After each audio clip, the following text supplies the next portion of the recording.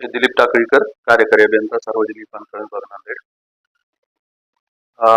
बऱ्याच दिवसाची महानगरपालिकेचा एक संकल्प आणि जनतेची मागणी या दोन्ही पार्श्वभूमीवर नांदेड विभाग शहर महानगरपालिकेने मान्य आयुक्त यांच्या मार्गदर्शनाखाली नांदेड शहराचं वैभव ज्याला म्हणता येईल असं ऐतिहासिक टावर जे आहे त्या टावरची जी घड्याळ होती ती नादुरुस्त होती.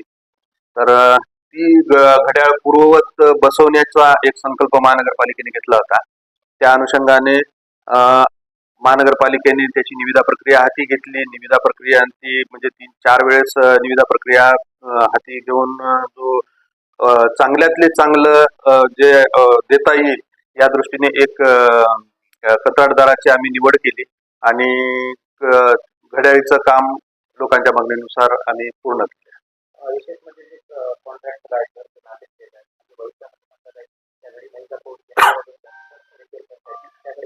ऑलरेडी निविदेच्या कंडिशन नुसार कंत्राटदाराकडे आम्ही 5 वर्षाचं ते मेंटेनन्स पिरियड सुद्धा दिलेला आहे. घड्याळीमध्ये कुठलाही म्हणजे दुरुस्ती लागू नये याचीच परिपूर्ण आम्ही बेसिकली काळजी घेतलेली आहे. कारण घड्याळ जी आहे ती इलेक्ट्रिक बेस आणि जीपीएस बेस लाईट जरी गेले तरी तिला बॅकअप मिळतो. 1-2 दिवसाचा त्याला बॅकअप असतो आणि ऑटोमॅटिक जीपीएस इनेबल असल्यामुळे ती ऑटोमॅटिक ती टाइम जो आहे ती बरोबर टाइम करेक्ट ऑटोमॅटिक होणार. साधारणतः 7,95,000 आमचं अंदाजपत्रक होतं. 7,95,000 खर्च आहे.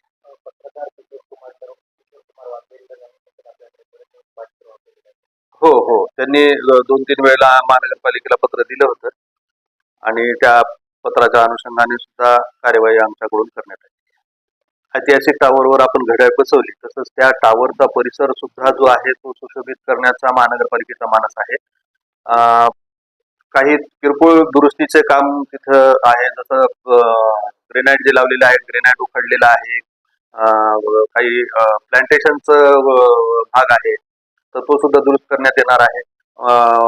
राष्ट्रपुरुष जे आहेत त्यांचे पुतळे तिथं आहेत, त्या पुतळ्यांचे सुद्धा थोडीशी किरकोळ दुरुस्तीचे वगैरे काम शिल्लक आहे, ते सुद्धा काम आम्ही हाती घेऊन लवकरात लवकर पूर्ण करण्याचा आमचा मानस आहे.